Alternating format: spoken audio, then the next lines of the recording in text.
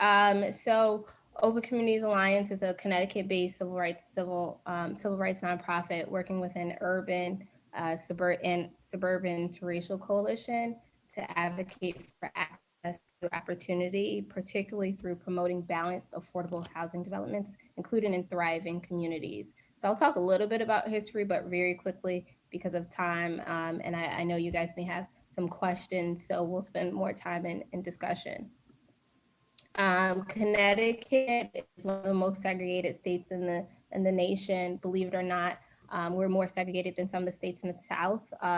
And this is shaped by multiple factors: zoning, something that Sam and Aaron will talk a little bit about, the location of where our subsidized housing units are, the limits on housing authority jurisdiction, disinvestment in communities such as Hartford, and the history of intentional segregating policies. So segregation is shaped by history such as redlining. And so this here is, I won't get in the nitty gritty of this, but this here is a example of a redlining map. This is the Hartford redlining map from 1937. And the red areas show where it was considered less desirable to live, areas that were considered less desirable to live. And this was particularly based on the race of the residents in that neighborhood.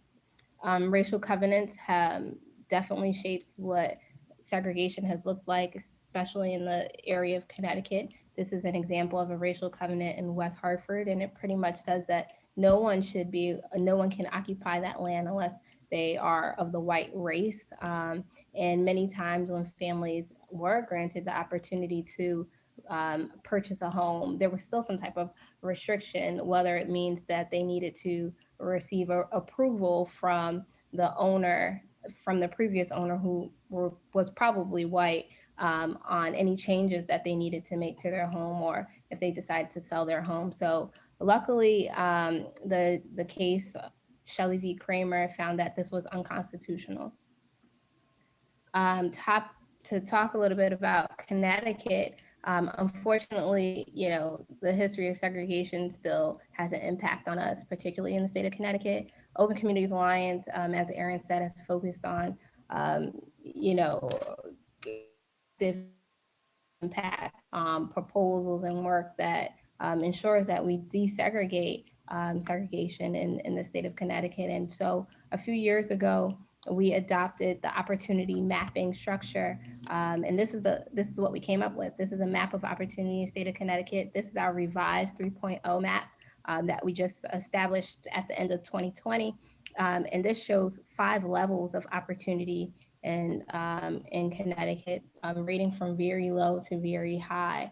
And you may say, like, what is a level of opportunity? How do you come up with that, right? So we use 3 factors: education, economics, and neighborhood quality, which then allows us to shape or form what a opportunity score is. And so using those 3 factors, we use things such as school ratings, employment access, and unemployment access, and crime rates, to then allow us to see what the opportunity of a town is. And so this map layered with the distribution of people of color, Connecticut looks like this. And if you pay attention to some of the clusters, I'll zoom in, you can see that this here is Hartford. You can see that in Hartford, we have more people of color compared to some of our surrounding suburban towns, such as West Hartford and Glastonbury. And we are more than open to sharing, these statistics and these numbers with you. But I'm just going to glide over that really quickly. And so mobility, as far as mobility and access to opportunity, we found that economists out of Harvard University, Raj Chetty, did a really good study that showed the impact of mobility and how it impacted the lives of children who moved before the age of 13. So children who moved from public housing before the age of 13, it was found that they had a greater chance of going to college, and a higher quality college at that. They had 30% higher income, and girls were 26% less likely to become single parents. And this study was based off of collecting for about 40 million tax records from children and their families from 5 major cities. And then there was an estimate that if the children were able to move out of public housing to a low poverty area on average of age 8, it would be able to increase their total life earnings by about $302,000.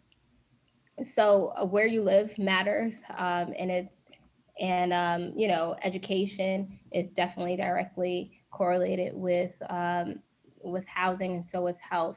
And we also have I didn't put this up, but we have a health opportunity map that we can share with you all as well, which shows the stark difference between races, the stark difference between asthma rates and life expectancy rates across races and towns in our state of Connecticut. So tonight we're really focusing on like, what can you do in your town? How can you help OCA, fight the fight of ensuring that we are a state that is providing a choice for all residents and equitable housing as well. So I'll go into these steps just quickly. And again, we'll all probably move a little fast, but we're open to discussion. But one is, it's key to just do your own research and educate yourself about your area and just the overall impact. It's key to also educate our community with something that we're doing now, assess your town and take action. So I'll get into that a bit. So what it means to assess your town is just become familiar with your town statistics, right? So how does Hartford compare to West Hartford and some of our surrounding towns, and even to compare to some of the towns similar to Hartford? That means, look into the racial demographics, look at the ratings of schools. You can use our maps to compare opportunity levels, and even just, finding out where subsidized housing is located. Historically, a lot of subsidized housing has been pushed in the city of Hartford. We encourage all of our supporters, to review local zoning ordinances. And that helps us kind of evaluate where multifamily housing units of 30 or more are allowed in different towns. And, just getting the idea of where multifamily can be placed overall. One thing right now, I think, correct me if I'm wrong, Erin, but I think around this time, a lot of towns are reviewing and creating new plans for their plan of conservation and development and their affordable housing plans as well. So this is a state mandated town plan for conserving and developing our town land. So if you haven't seen that, or if you're interested, or have any, particular views about this, this is something that we encourage residents to do in their towns. Take a look at some of the, the police interaction just to get familiar with the numbers. Gather with some of your residents and see what their attitudes are about diversity in town. And this is definitely for folks who live in the suburban towns. Also folks who live in Hartford as well, because there are definitely some people who may have stereotypes about Hartford, but just educating yourself and the folks in your congregation, because we know that Asylum Hill is definitely a moving force in the city, and you all have done amazing things. So just hosting conversations like this and help spreading awareness is definitely something that you can do during the assessment of your town. And overall, we just encourage people to take action, have a say, as I said, in your town's plan of conservation and development. I was right, every 10 years or so, that has changed. It's up to towns to amend at any time that they want, right? So how do we encourage our towns to do that, especially in suburban towns that, it's needed?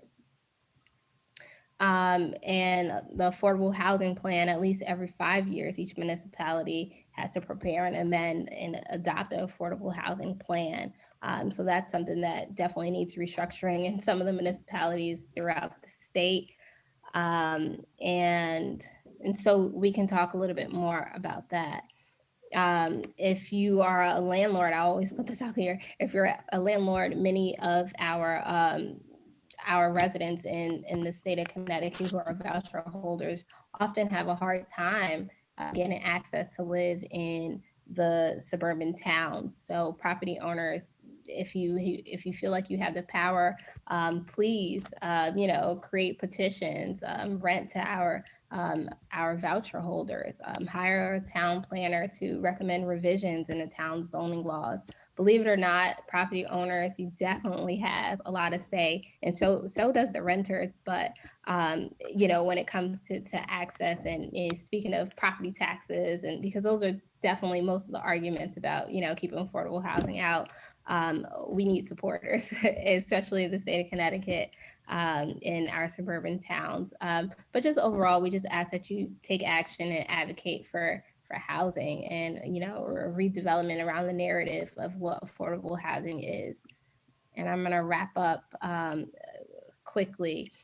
There, OCA, as I said, we have an urban and suburban coalition. We have a new town ambassador program, which is one of our local outreach efforts across the counties in Connecticut. And so we're gearing people up to advocate in their towns, whether that's, things such as this, gathering with their congregation or gathering with neighbors or parents from schools. These ambassadors are out there just spreading information and inviting OCA in and having some conversations on their own with neighbors, with family members, and even with elected officials. And so one thing that really has to happen is advocacy on the state level, which Aaron and Sam will talk about. And so one thing that we have is something called the Open Communities Trust. If there are areas or properties, particularly in suburban towns, that, if you see someone selling a home or land, we're interested in acquiring. I mean, there's a whole process. So Aaron, please don't fret, don't worry. But there's a whole process of that. But identifying properties in areas of town that has a lack of affordable housing is something that we definitely have interest in. And I talked a little bit about renting to families with vouchers. So I'll wrap up to say that we are always open to having folks join our coalition. If you're not interested in being an ambassador and you're just interested in being a part of the wider group and our wider efforts, we welcome you to join our coalition. I can add the link in the chat. And those are just a few local outreach efforts that we have going on. And it just really quickly, but it gives you an idea of some of the things that we're doing aside from litigation and legislation. So we're really looking for our folks to assist us because, relationships, it's all about relationships, a lot of this, right? If, your neighbor doesn't know about affordable housing or is against affordable housing, and you tell them, well, have you heard of OCA, or are you sure about these numbers? And having a discussion, it definitely makes things easier, and we may buy them over, right? It's not about changing minds, it's really about education. And so we're open to having more conversations. So with that said, I'll pass it over to Aaron and Sam. Thank you. Okay.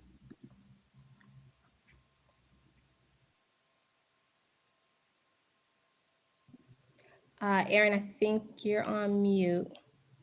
Thank you.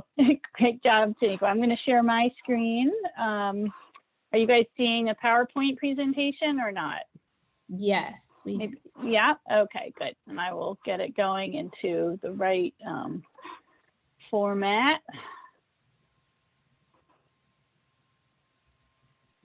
And you guys can tell me if you're seeing the right version of it. Yep. Yeah, all right, great, thank you. So what I was going to talk about today are two very specific proposals that we have that will be at issue this legislative session, but they are also really examples of the kinds of barriers that created the level of segregation that we have in Connecticut today. And I'm going to move pretty quickly through these, but we can come back to them in the question and answer period. One is expanded housing authority jurisdiction, and the other is what we call fair share zoning. So housing authorities exist in many towns in our state, and they basically do three things. They build affordable housing, historically known as public housing, but really there's a trend across the country to move away from what people's stereotypes of public housing is, these sort of skyscraper buildings with lots of problems with drugs and crime. And there's really a new sort of re-envisioning of public housing, and this picture is an example of some government subsidized housing in Nashville, Tennessee. So that's one thing that housing authorities do. Another thing they do is they do what's called project-based subsidies. So they'll make the partnerships with owners of multifamily housing and strike a deal with them where a percentage of the units will be subsidized so that lower income families can live in, it's usually like 25% of the building, the units. And then the last thing they do is they administer tenant-based vouchers, which are called housing choice vouchers, also known as Section 8, when they're run by the coming through the U.S. Department of Housing and Urban Development. And these are vouchers that families who are at 50% of area median income can take out onto the open market and use to just rent apartments usually, or houses. And the program expects the voucher holder to cover pay a third of their income towards the rent, and the voucher covers the rest up until a certain point. And these are a really important tool that we can use to create housing mobility. So you can create a housing authority in Connecticut if you're a town, basically if you show you're having problems with affordable housing. So I won't go into the details. The trick is, once you create a housing authority, it can only operate within your town. So we're kind of setting up a situation where we have towns where there's basically a housing crisis, and they create a housing authority, and then we're telling them you can only address your housing crisis in your own town. So just from the get-go, the way we've designed the structure of housing authorities, it's like a setup for segregation by itself. And then we can look at who actually is in need of the services provided by housing authorities. And I'll take, for example, that housing choice voucher program. In Connecticut, almost 80% of the families who participate in the housing choice voucher program are Black and Latino. And that's actually a program with a long waiting list. Only about 1 out of every 4 or 5 families who qualifies for the program gets off the waiting list for the program. About 43% of voucher holders are female-headed households, so that's another potentially vulnerable group that's protected by the Fair Housing Act. So another, red flag should go up for us. What's going on here? And then when you look at where families with vouchers live, almost 68% of them, almost 70% of them live in those low and very low opportunity areas that Taniqua mentioned, where the schools are more likely to be struggling, the rates of unemployment, the rates of crime, et cetera, are all likely to be higher. So we have a federal program that's administered at the state level by a rule that really runs, dictates how it's run, that is essentially limiting housing choices for mostly Black and Latino families, more of them headed by women. So that's the program we have. And there are a lot of factors that contribute to limits on where voucher holders can live. A lot of them can be solved if we change the area in which housing authorities can operate. So part of this is about where affordable housing is actually located in our state. That's something that could change if housing authorities were able to contribute to building affordable housing in places other than central cities predominantly. The value of the voucher often doesn't match what the market demands, and housing authorities have some influence over that. So changing where they're operating could help with that. Voucher holders often have only limited information about neighborhoods they might consider. If housing authorities were operating regionally, they would have a greater incentive to provide regional information. Housing authorities often, they have the option to impose a requirement that voucher holders live in their town for the first year, and that's at their discretion. And if housing authorities were operating regionally, they would be able to apply that rule, but have it apply to an entire region. There's also red tape if after that first year a voucher holder wants to move. And so that makes it very difficult. And of course, the cost of moving is expensive. And then housing authorities actually have an incentive to keep people segregated in a sense, because if a family leaves their jurisdiction, about 80% of the administrative fee attached to that voucher holder leaves with the voucher holder. So there's basically a disincentive to promote integration for the housing authority. If we could change where housing authorities are operating, the scope of their areas of operation, we can make a difference across all of these barriers. And this isn't new stuff. I mean, that one thing that we've really had the benefit of is research by people like Susan Eaton, who just wrote a report that we issued called A Steady Habit of Segregation. And in that report, she looked into a bill that proposed regional housing authorities back in 1967.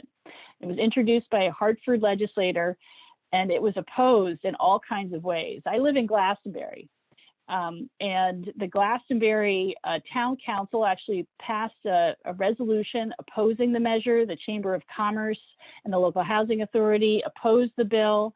Representative Jean Thornton from Glastonbury said, "We are violently opposed to this. We believe that the town should determine for itself what it will do in this housing and not have it taken over by someone else. The policy would be more than an erosion, it would be a complete washout of the government, of the town government," which is just preposterous.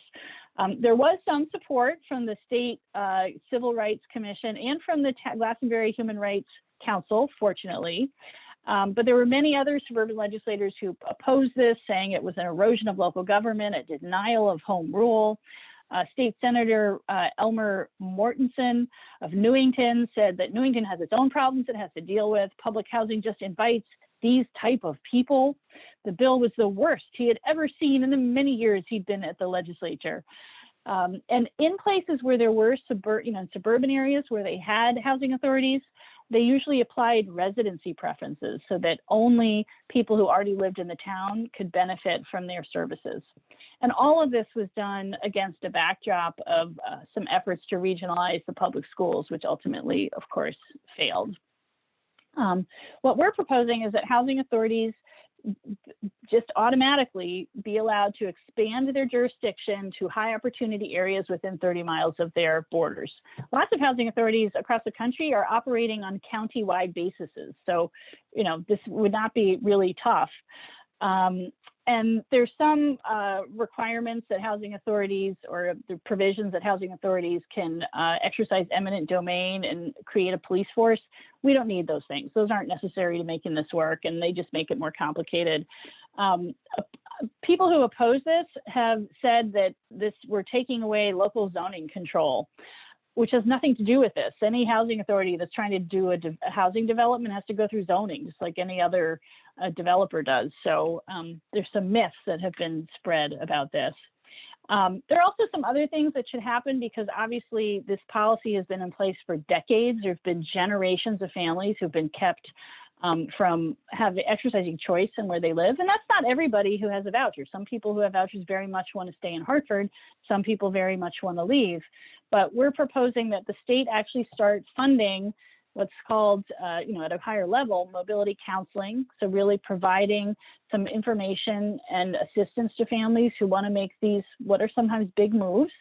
Mobility counseling is a program that has worked really successfully in places like Dallas and Seattle and Chicago and Baltimore to create real choices for families. Ensure that mobility programs use rent levels that are realistic and subsidize that. Provide housing authorities with financial support to really make this possible in case there's any increase in what their costs are, and then provide them with technical assistance, facilitation, and training support. So that's housing authority jurisdiction, and I'll talk quickly about zoning. Some of you may be familiar of the work that we're doing in Woodbridge, Connecticut. We actually had a hearing there last night that went on till 10 o'clock. And we're really trying to spur some missing middle housing in the town of Woodbridge. And one of the reasons we're looking at Woodbridge is because only 0.2% of the town allows quote unquote mixed income housing, multifamily housing, they're defined as duplexes, so only 2 units. You can't, even in that 0.2% of town, build a 3-unit development. So that's some really serious exclusion going on. And to counteract a history like that, which is really the case in so many Connecticut towns, we need proactive measures. And the reason I have this picture of a desert here is try to imagine a forest that has been chopped down tree by tree and has, erosion has taken over and the forest has turned into a desert. If we're going to remediate that problem, we need to do more than stopping the trees from being chopped down. We need to start investing in soil, in water, in saplings. We need to take proactive steps to fix the problem. And that's really what we need to be doing in Connecticut across a lot of issue areas, but especially in zoning. And our proposal to do that is called fair share zoning. And it comes in several steps. And we're going a little out of order because Sam is going to talk about the first 2 steps, but I'll tell you broadly what they are. The first step is to figure out how much affordable housing you need, and then allocate that out on a regional basis to towns in a way that's fair. And then you want to convert that into some real goals for towns, which we call fair share goals. And we've got all kinds of, sort of requirements on this, but they're really intended to counteract what's sort of going on in the world of housing. So, no more than half of the units that a town should plan for should be for homeownership. That's because homeownership is important, but what's really missing from the market is rental housing. That's what towns will tend to not want to approve. At least 10% of the units should be for extremely low-income families. Those are families who are at 30% of the state median income. That's about $30,000 a year for a family of 4. It's only 10%. At least 50% of the units have to be for families making $50,000 a year for a family of 4. And no more than 20% can be efficiency apartments. And then when we're talking about just rental units, we're looking at no more than 30% age restricted. So there's a real inclination to only put in housing for seniors. We actually need to go beyond that. And seniors, of course, can live in any kind of housing. And at least 30% of the restricted units must be 2-bedroom, 20% of the restricted units for at least 3+ bedrooms. Then when we give extra points for supportive housing, for other extremely low and low income developments that have 2 and plus bedrooms, municipalities, when they do this, need developers to be marketing across racial lines. Because if families in Hartford or Bridgeport and New Haven don't know about the housing, then of course they're not going to move there. And we need to make sure that towns, when they implement this, don't recreate segregation within their own town borders. So there's an obligation for towns to do this in a balanced way across town. So this can, just trying to make this real for a second, the town of Marlborough, for example, under our analysis, they'd have to do about 500 units. That's 50 units a year, and it's, not really that hard. So the rental housing, there'd be about 12 or 13 units, home ownership, 12 or 13 units, family home ownership that can, there's sort of that red number is a number that they can put in different categories. So they could put it into more home ownership, they could put it into supportive housing or veterans housing. And at the end of the day, you can see how it plays out. It's, 6 units at close to the regular, median income, about 3 or 4 units for families who are at 50% median income, and 3 or 4 units at 30%. This is doable. And in fact, the town of Marlborough could probably do this with just 3 developments, and they could get their whole 500 units and be done. So if every town in Connecticut would make a commitment to doing something like this, we would be on our way to solving our problem of segregation.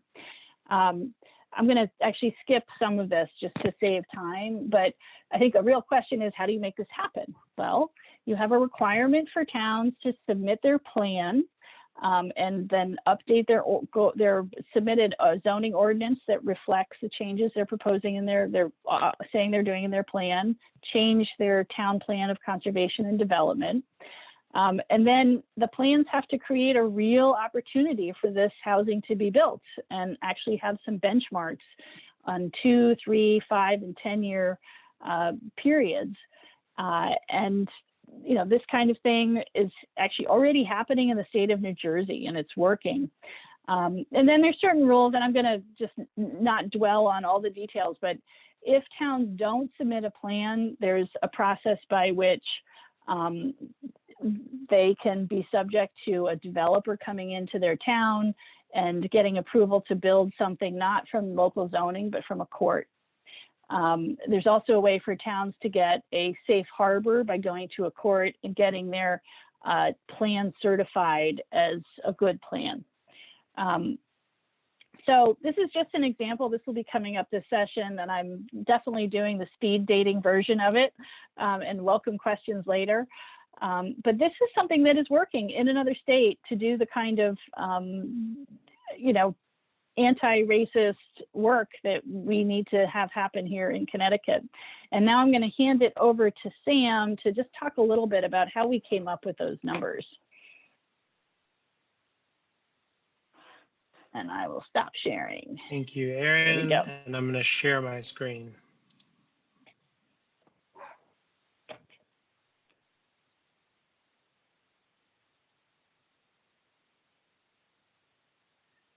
All right. As Erin mentioned, I'm going to talk about how we get to the underlying numbers for the fair share model. And it's also my job to try not to bore you or get too far into the weeds, but that a little bit of that is inevitable because this is essentially trying to figure out what our goal should be for the state. But it involves some, you know, deep questions that are only possible to answer with math and massive spreadsheets. So as Erin alluded to, I'm going to talk about the 2 steps. Step 1 being developing an estimate of the housing need, and then step 2 being allocating that need to every town in the state. And we use a base for the housing need, or a baseline, basically a foundational number. And we use that for several reasons, but for starters, it's nearly impossible to estimate the accurate number of affordable housing units that if you build that for the state, you can stop building affordable housing. I think our crisis is far too broad and too deep for that. And so we take a bottom line approach by calculating this base.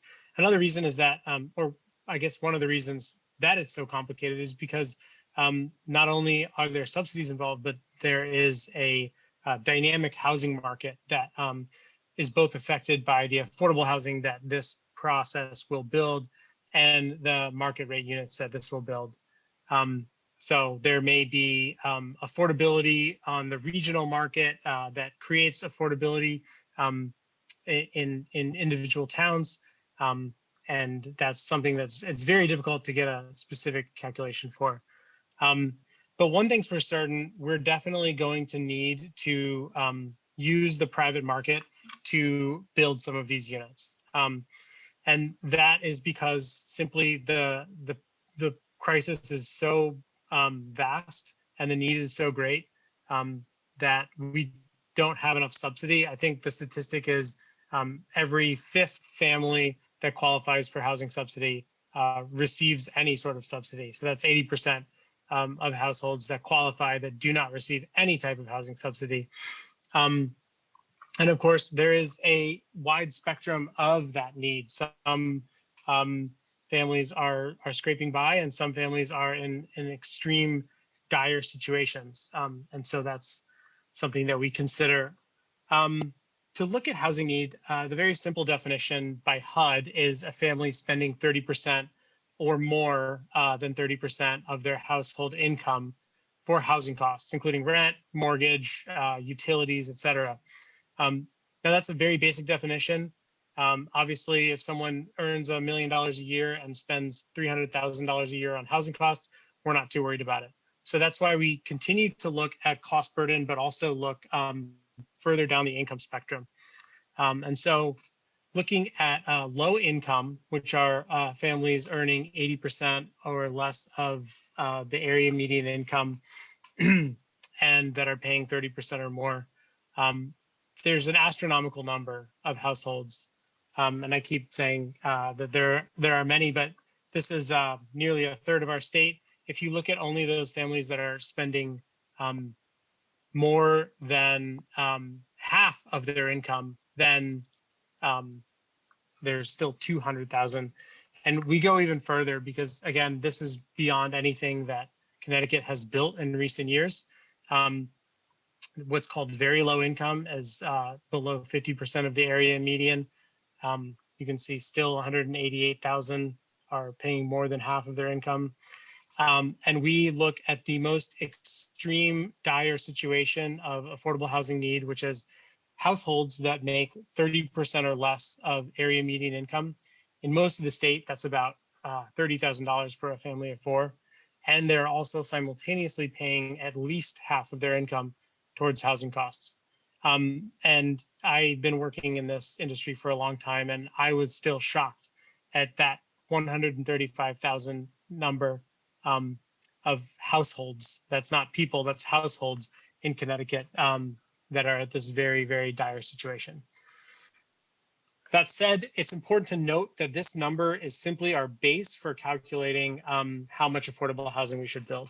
And not all of that housing that we build will directly alleviate the need of that specific demographic of households that are extremely low income and severely cost burdened. Because of what I mentioned before, the interaction of the private market, the dynamics of building regional affordable housing and increasing general levels of affordability, but also not least of which, we don't have the subsidy to reach that very low need and to use the market to build housing at that very low need is difficult. Here's what the regional need looks like. So if we take that 135,000 plus units of affordable housing as our baseline and divide it up into the regional councils of government that that those people live in, that those households exist in, you can see that the capital region has the most, but is also the biggest cog. And then a lot of these, this is not surprising, I think, to most people. Around the very big cities, the regions have much higher need. And in some of the more rural areas, there are just less people. There are fewer households in extreme need. And then this is taking a closer look at the capital region cog. And I guess I should say step two is allocating that need. So we have this dramatic need. We've put it into these buckets of regional councils of government. So what do? Who has to build all this affordable housing? Well, we think that any methodology that is fair or just, and this is where we put the fair and fair share, should consider the history of affordable housing. So who has done their fair share in the past? Who has which towns have zoned and planned to accommodate populations that are diverse racially, economically? And so we use a methodology that considers four factors: the median income of a town, the wealth or the basically the existing assets in a town that a municipality has to draw on as a source for revenue, the multifamily housing that exists there, the proportion thereof of the total housing, and then the poverty rate as a proxy for how low-income people are able to access living in some of these towns. Each of these factors, these weren't decided at random. They address fairness, but they also are very linked to the State Zoning Enabling Act, which gives state power to zone to each town and municipality. So there is direct language that really calls on towns to create multifamily housing and opportunities for a diverse population through housing. This is just the statewide overview. You can see this is reminiscent of the regional map. Obviously, all those regional need groups are divided into towns as such. And if you start to think about the median income and the assets that towns have, the multifamily and the poverty rates, you can sort of see the patterns and recognize where you think affordable housing might go. This is just an example. This is a clipping from the spreadsheet, but calculating the gross fair share and then distributing it to each town. I just want to talk really quickly. I know I'm blasting through this, but just say a few words about the impact of such a policy. We didn't select this policy at random. Obviously, the example of New Jersey is the reason that we pursued this, and the success in New Jersey, which has produced more affordable housing than any other state in the country in the last 50 years. And the benefits are, again, difficult to calculate, but we know what some of them will be, and we know that they will have some magnitude. So just to start off, in New Jersey, which produced, and this was a chart from 2014, in just a 25-year period, produced 65,000 affordable units. And many of those were based on state and federal subsidy, which we need more of. But nearly a third were produced as inclusionary units in market rate housing. So for-profit developers building many multifamily rental units and setting aside a portion of those units to be deed restricted affordable and increase the diversity of not only that town, but of that development. So true mixed income housing.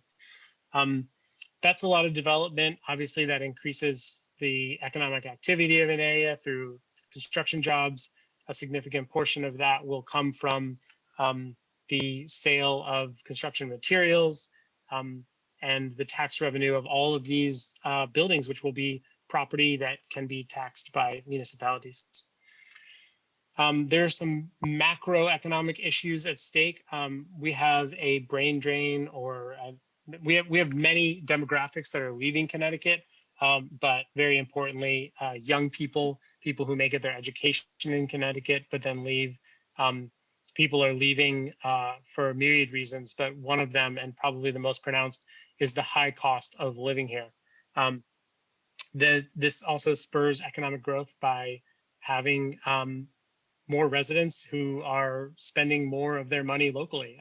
People are not spending 50% of their income on housing. They can spend a lot more money on the things they need. And then finally, businesses, the jobs housing mismatch is sort of a buzzword, but it essentially means you can't start a business if you don't have a diverse workforce. So there's a lot of potential for businesses to start, especially in some of our affluent suburbs. But it's impossible to start a business that requires entry-level, mid-level, and upper-level positions when you don't have an entry-level population that can afford to live where your job is. So a lot of businesses are killed from the get-go because they don't have the workforce necessary. And then last but not least, I just want to say that we have a market failure, a complete imbalance in this state. And this is just a close-up of our opportunity map in the Hartford region with the purple dots meaning subsidized housing units. Essentially, in Hartford, for example, there are many developments that are existing only to provide housing for low-income people. Those are the only affordable housing options in the region. And so those developments are often run by slumlords who can take advantage of what is a captive market. When there are no housing alternatives that are affordable anywhere else, developers and property managers, essentially slumlords, can completely take advantage. And this is something that has been in the news a lot in the last few years, something that OCA has gotten involved in because of the egregious conditions that some of these slumlords allow to persist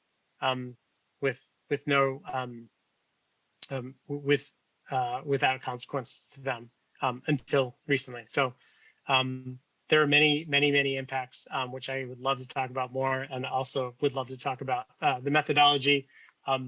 but happy to answer questions. And I think that's all. Are we going to Q&A now?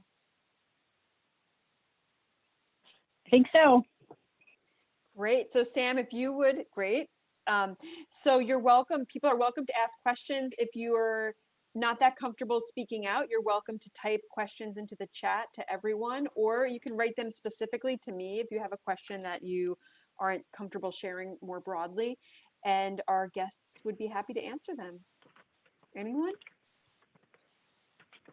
Nancy, would you like to start us off? Sure.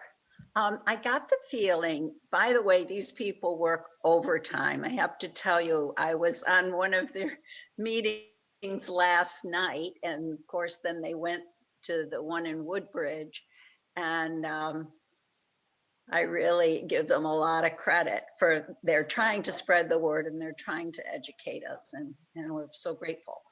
My question has to do, let's see if I lost my train of thought. The housing that there, sounds to me like you have a bill that is before the legislature. Where does that stand? Can you share with us? Sure. And so how the can bill we? is the bill is raised as basically a concept now. It's HR 6287, and it will be heard, I think, in the Planning and Development Committee, and we're still waiting on more details about the timing of that. So that's that bill. There are a number of bills on the Housing Authority jurisdiction issue that will be before the Housing Committee, and that will probably happen sooner. And we have to see in which bill the language that we want will be put. So that's the status of both of the proposals. And are you optimistic? Are you getting a good feeling from anybody? You know, I feel like this year is so tricky. I feel like there are a lot of people who have really woken up to issues of racial justice. I feel like we're in a pandemic. I feel like we're all on Zoom, and there are just so many factors that are hard to predict. Typically, something big like this fair share proposal would take several years to get done, and you'd start it out in year one and then keep building support for 3 or 4 years. It may be that with something that big, some other pressures need to come to bear to get it done. So there may be, for example, I don't know, theoretically litigation pressures that might help that get through. But there also may be a weird thing about this year because of how outraged people are and the protests that happened over the summer. And I think those of us who feel strongly about this stuff just need to get together and organize and push as hard as we can.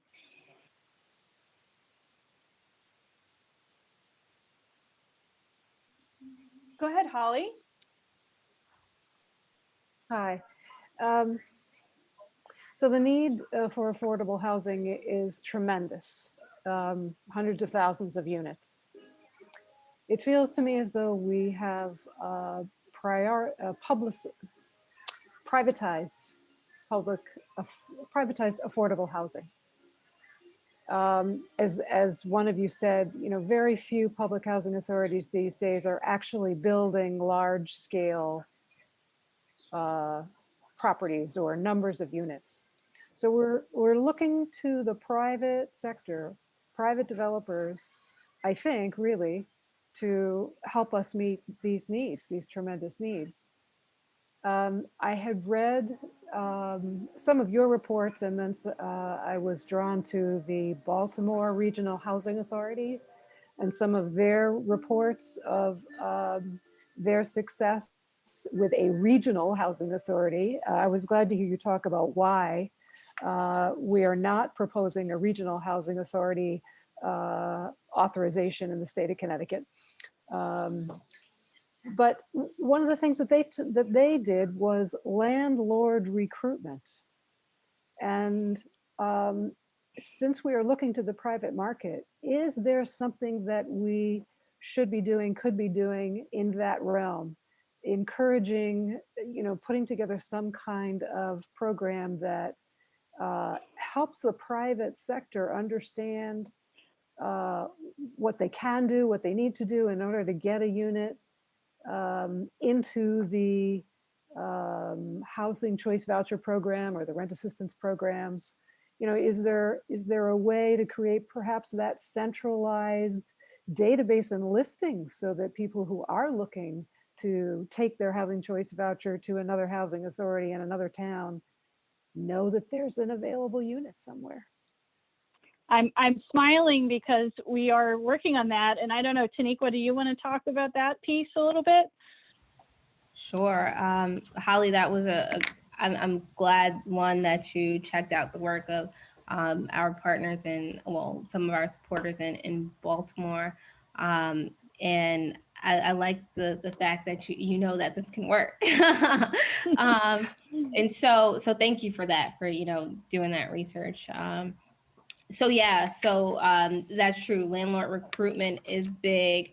And so OCA recently, we just produced a report.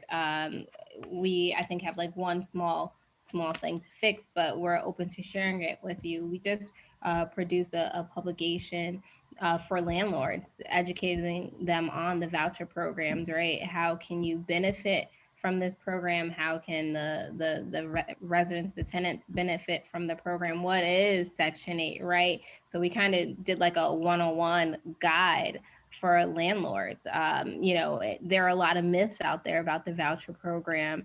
And we debunk those myths in this publication. So we're open to sharing it with you. In addition to that, we are currently working in talk with the Fair Housing Center, CHRO, and a few other partners about doing something, not a fair housing boot camp, but some type of educational webinar for landlords so that they can find out about the program and ask questions, and we can debunk all the myths that they have for the most part, right? Because sometimes landlords say, oh, we don't accept Section 8, this is a private home. One, that's illegal, right? So we'll go into the Fair Housing Act, into the nitty gritty of that. And so one, there is our publication that's coming out, and then two, we're hosting this webinar coming soon, and we're open to sharing this information with you. So landlord recruitment is big, and that plays a big role in, desegregating some of these suburban communities in our town. Thank you for that question. Great.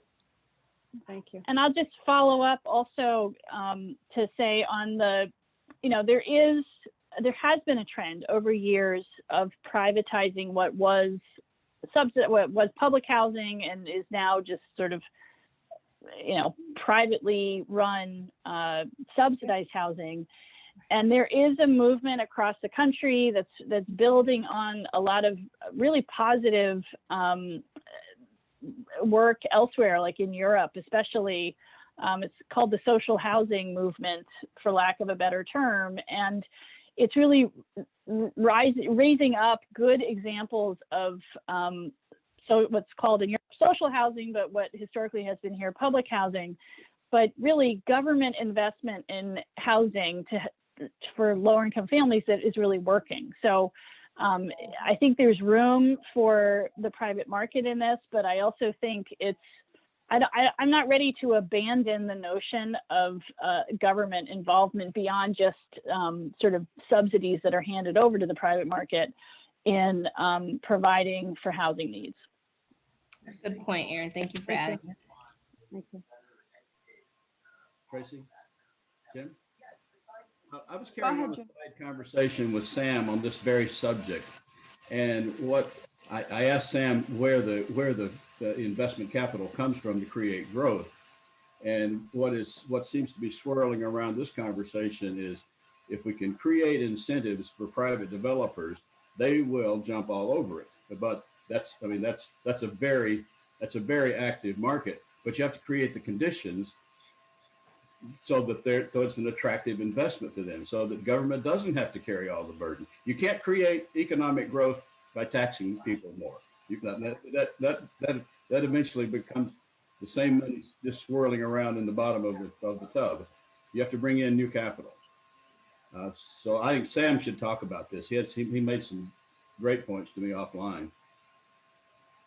I'm going to jump in. Hi, I'm Dawn Baker. I'm Jim Grigsby's daughter. I'm not normally part of this organization. My father invited me today. I'm going to make two statements. I'm a licensed real estate agent and have been licensed for 11 years. Fair housing is a very critical component in our, I've really enjoyed this conversation. You know, my father is absolutely right. When you create the right financial incentives, you actually get developers. I managed two William Ravis offices in both Avon and Farmington, and we had two developments in Simsbury that were only approved in the town of Simsbury because a third of the properties had to fit affordable housing guidelines. So there is an understanding and a recognition that towns, you know, these were not, you know, rentals. I recognize here. And hi, Holly, by the way, I know Holly too. Hi, Holly. Her husband, Tom, is also a real estate agent at William Ravis in West Hartford. So my dad is right. When you create the right conditions, I mean, the bottom line is that real estate is the purest form of supply and demand in the economic world. And so when you create the right, when the demand is there, the supply will be there. So we have to figure out how, from either a governmental or a private world, that we create the supply, because that's what we need, right? Are we all in agreement that we need the supply? And by the way, Taniqua, I am also a Trinity grad, so hello, fellow Bantam. So that's my little statement for today. But if anybody is interested in getting some I know in the beginning slides, I think, Taniqua, you were talking about it, understanding the demographics of your town. I'm happy to be a resource. You know, there's a lot of information out there. I'm happy to be a resource if anybody's interested. I live in West Hartford. I love living in West Hartford because it's a very diverse town. But I recognize that one of the other major issues that we have, I'm just gonna, you know, throw the elephant in the room, is there is a huge component, and I'd love to hear the speaker's comment on the NIMBY factor, right? The not in my backyard factor. That is a huge component to getting, and Section 8 is completely understood. It is completely illegal for people to not take Section 8 vouchers. I'm going to throw out there that I think maybe a resource for your organization and for you as speakers is reach out to some of the large real estate brokerage firms, or even the Connecticut Association of Realtors, to put together a forum to educate, you know, people who either need help around rental assistance and getting good representation, or help around first-time home buying. One last thing, sorry, I've talked a lot, but every year as a licensed real estate agent, we have to take continuing education. And this year, the National Associations of Realtors required that we are taking a class around bias and fair housing. We always have to take fair housing, but there was an excellent, I don't know, Holly, if Tom has taken it yet. I haven't taken this year's, but there is a real emphasis in the National Association of Realtor around this. I know this is a little bit of a segue from the idea of creating affordable housing for the rental population, but they all really go hand in hand. So thank you all for this topic. I've learned a great deal this evening. Thank you. Yeah, we actually just did an event with the Hartford Association of Realtors, racial equity group, and we had as our speaker Brian Green, who's at the National Association of Realtors, doing their work on issues of race. And so those partnerships are happening. There's more to be done, but yeah, in fact, there might be some other people, Dawn, who are working on this. So if you don't know them already, we could connect you to them. Well, there are 6 realtor boards throughout the state. We have Greater Hartford, we have Eastern Connecticut, we have Mid-State. There are many different boards, and there are a lot of people that many people in this industry see this as a real issue. But the real barrier, you guys really address the barriers tremendously, is the funding and the welcoming communities, for lack of a better term.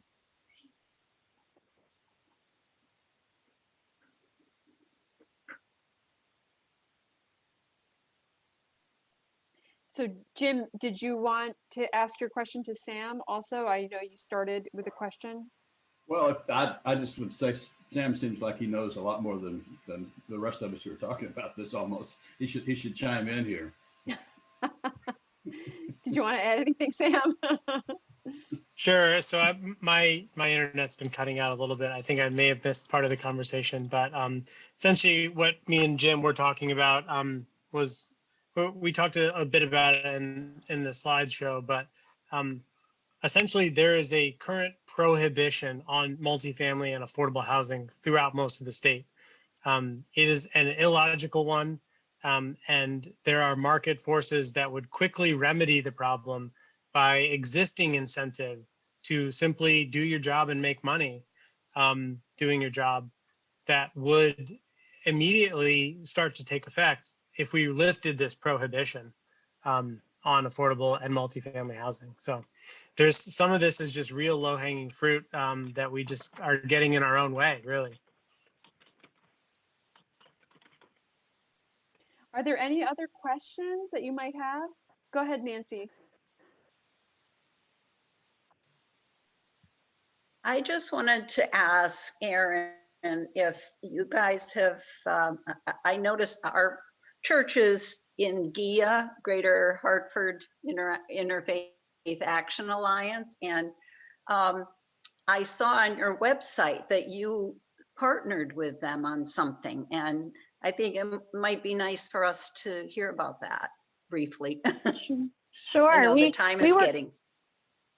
We work very closely with the Center for Leadership and Justice. We're actually their attorneys in a case against HUD having to do with the relocation of families from the north end of Hartford. And we are very grateful to be able to bring into that case a national law firm, Covington and Burling, on a pro bono basis. So we're in close touch with them. And I so admire the work that they have started with GIA. It's amazingly impressive. And I also admire the sort of purity with which they approach organizing. So, you know, their model, as many of you know, is to really work from a place, the place of where the people they're working with are coming from. So they're not going to recommend a particular issue for the GIA group to work on that isn't coming from the members of GIA. So, you know, one way that we could start working on these issues together would be for members like the Asylum Hill Congregational Church to say, you know, what's important to us, fair share housing is important to us, housing authority jurisdiction is important to us, and filter that into the GIA process for determining what kind of fair housing issues they're going to work on. And I think my sense is that housing issues are tricky. And that when you have 40 congregations of people who are in many ways still learning about this stuff and may have some of those NIMBY inclinations that are hard to overcome, it's hard to move that big group to take on these big issues. But if there's a way to be working together to do that, we would appreciate it. It'd be fantastic. Well, I feel like that might be a nice note to end on, kind of a note of optimism and hope and collaboration and possibilities. So I want to thank Sam, Taniqua, and Aaron for being here and for the amazing work that they're doing to educate people and to try to make our state more just and equitable. So if you would like to learn more about our justice programs, please feel free to put your email in the chat to me. And otherwise, I will say goodnight. And actually, Aaron did offer to share the slides. So I will be sending those out to everyone who registered. If you didn't register, feel free to just put your email into the chat and I'll make sure you're among the people who receive those. And this has been recorded and we'll make the video available as well. So thank you all so much for being here. And we are grateful to see you. And thanks again for being with us. Thank you. Thank you, everybody, for coming. Thank you. Bye-bye. Thanks for being here. Thanks for having us. Yeah.